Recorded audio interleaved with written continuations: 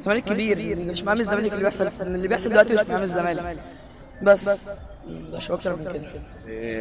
حاسس ان انت زعلان قوي؟ طبعا طفوله بقى من الزمالك. ايه؟ الزمالك من الطفوله.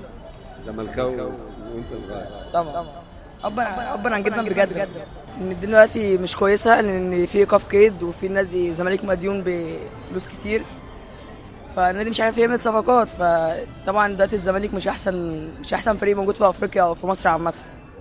بس فشايف حل الموضوع ده ان الزمالك يستغنى عن كام لعيب في الفرقه، يعني في كذا لعيب، مثلا سيف جعفر، عمر جابر، الناس الكبيره. يعني انت ممكن الناس دي تحل، او لعيبه ممكن تستغنى عن زي حسام عبد المجيد مثلا، كيحل ازمه للنادي، لان هو لعيب كويس وممكن يجيب فلوس كويسه للنادي بس عشان تفك القيد عشان والكلام فك ده. القيد واللعيبه ان شاء الله. انت كزملكاوي زعلان على اللي بيحصل في النادي؟ طبعا الزمالك كبير، مش مهم الزمالك اللي بيحصل، اللي بيحصل دلوقتي مش مهم الزمالك بس.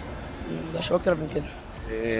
حاسس ان انت زعلان قوي؟ طبعا طفوله بقى من الزمالك. ايه؟ الزمالك من الطفوله. زملكاوي وانت صغير؟ طبعا عبر عن جدا بجد بقى.